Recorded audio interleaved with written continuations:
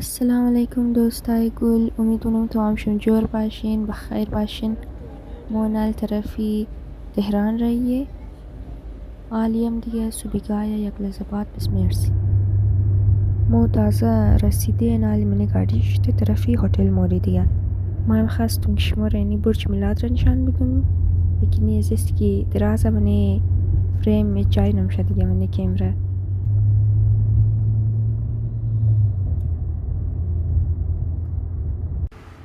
خب دیگه دوستا ما یکم فرش شدی رست کردی بس نالی پیشین تایم شیم هم دی یک دنه پارک در نزدیک خانه ما یک دنه دریاچه هسته بس ما منجی پیدل هم دی.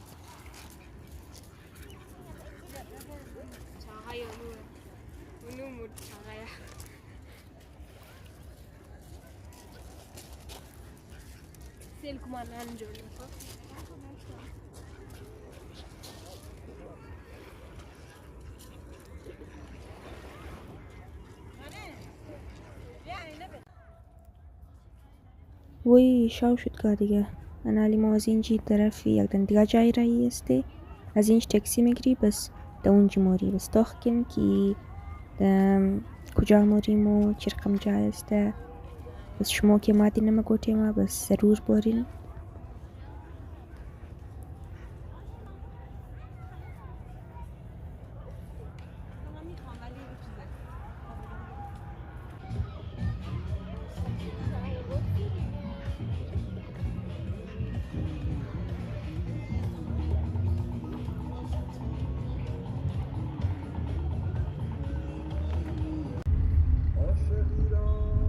اوکی سو فاینلی گاڑی ما تک از خاطر ازی رشکش چرک تهران استه بس ترافیک هم فل زیاده بس مردم هم زیاد استه امزو خاطر رش هم زیاده.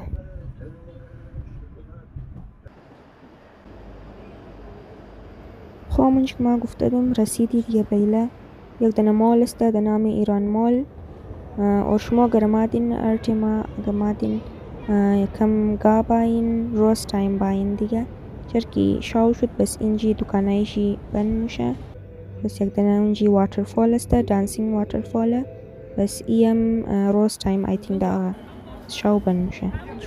اینجی خوبشی دلی جور کده از بعد دیگه مونال یه یک دنه هتل نان خوردی بس یک لحظه میتر شیشتی. خب نال ما گاڑی خسته خانه موری داره و تشکر از تمام شما که ویدیوی متوخ کردین تا آخر. خیال خوب بیلین دیگه. خداحافظ تا next ویدیو.